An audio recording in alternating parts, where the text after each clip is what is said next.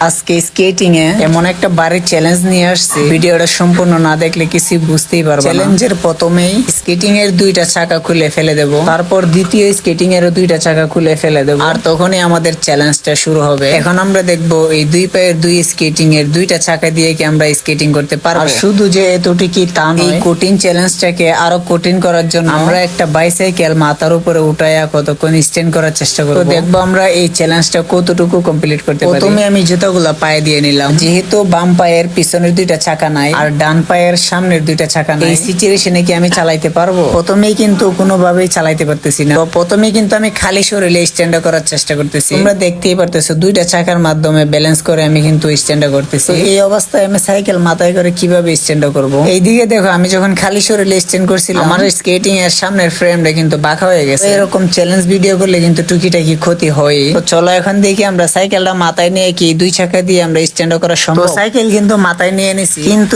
Stand কোনোভাবেই করতে পারতেছি না, কারণ সাইকেলটা আমার উপর থেকে অনেক চাপ দিতেছে, যার কারণে আমি ব্যালেন্সে দাঁড়াইতেই পারতেছি না। তো এখানে অনেকক্ষণ চেষ্টা করার পর ফাইনালি আমি স্ট্যান্ড করতে পারছি। আমি যখন এখানে চ্যালেঞ্জ ভিডিওটা শুট করছিলাম, কিছু পাবলিক কিন্তু দেখছিল দাঁড়ায় দাঁড়ায় আমি চ্যালেঞ্জটা কেমনে করি।